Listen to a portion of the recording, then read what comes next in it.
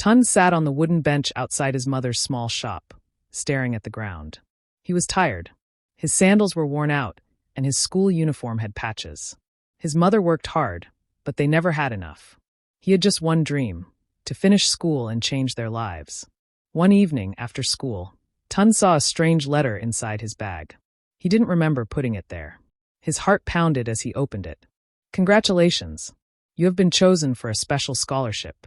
All your school fees, books, and even pocket money will be paid. Report to the principal tomorrow." Tunde's hands shook. Was this a joke? Who would give him money? He ran home to tell his mother. She smiled and held his hands. "Maybe God has seen our suffering, my son." The next day, he went to the principal's office. A tall man in a fine suit waited for him. The man's skin was smooth, his fingers had many rings, and he smelled like sweet perfume. "Ah, Tunde," the man said.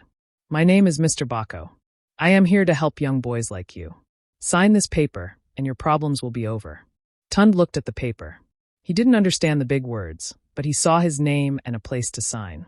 His heart told him to ask questions, but the man smiled so warmly that he ignored his fear. He signed. Life changed overnight. His school fees were paid, he had new books, and he even got extra money for lunch. He no longer had to wear patched uniforms. He could finally focus on his studies. With his new status, Tunde made new friends. His best friend, Kola, noticed the change. "Tunde, where did all this money come from?" he asked one day. "My uncle is sponsoring me," Tunde lied. He didn't want anyone to ask too many questions. Weeks passed and life was good.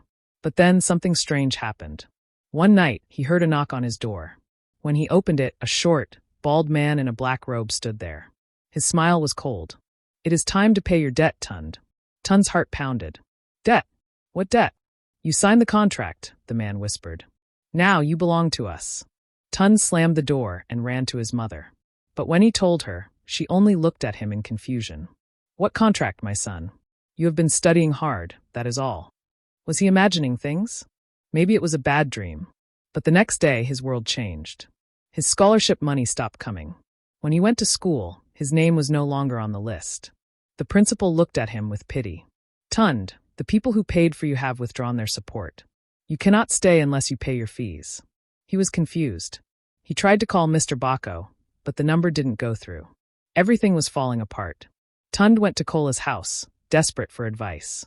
"I signed something, Kola. I don't know what it was, but now they are saying I owe them." Kola's eyes widened. "You have to find that man, Mr. Bako. If you signed a contract, it means they own you now." Tunde ran back to the principal's office, hoping to find answers. But when he described Mr. Bako, the principal's face turned pale. "Tunde, that man died 5 years ago." Tunde felt the room spin. How was that possible? He had touched Mr. Bako's hand, smelled his perfume, heard his voice. That night, he had a dream. In the dream, he was standing in a dark room. Mr. Bako was there, smiling. "You took my gifts, Tunde. Now you must pay back." "But I have nothing." Tunde cried. Mr. Bako laughed. "Then give me your future." Tunde woke up sweating. He had to escape. But how? The next day, he packed his few belongings and told Kola, "I need to leave this village. If I stay, they will take my future." Kola nodded. "There is an old woman in Arita village. People say she knows how to break evil contracts. Maybe she can help." Tunde had no choice. He set off on foot, walking for hours until he reached Arita. The old woman, Mama Ife, lived in a small hut. When she saw Tunde, she nodded as if she had been expecting him. "You have signed your soul away, my child," she said. "But there is still hope. How can I be free?" Tunde begged. She placed a small clay pot in front of him. "Inside this pot is your contract. If you can open it, you will be free. But be careful. The spirits will not let you go easily." Tunde took a deep breath and opened the pot. A loud scream filled the air, and suddenly, he was no longer in the hut. He was back in the dark room, face to face with Mr. Bako. "You think you can leave?" Mr. Bako snarled. "You took what was mine. You belong to me." Tunde stood firm. "I don't belong to anyone. I was tricked." "It does not matter," Mr. Bako hissed. "A contract is a contract." Tunde clenched his fists. "Then I will make a new contract. I will work for my own future. I don't need your money. I don't need your gifts." Suddenly, the room began to shake. Mr. Bako screamed as his body turned to smoke. The contract in Tunde's hands burst into flames and disappeared. He He woke up on the floor of Mama Ife's hut. The old woman smiled. You did it, my child. You are free. Tunde returned home a changed person. He went back to school, not as a rich boy, but as a hard-working one. He did small jobs to pay his fees, and slowly he rebuilt his life. Years later, he became a successful man, not because of a stranger's money, but because of his own strength.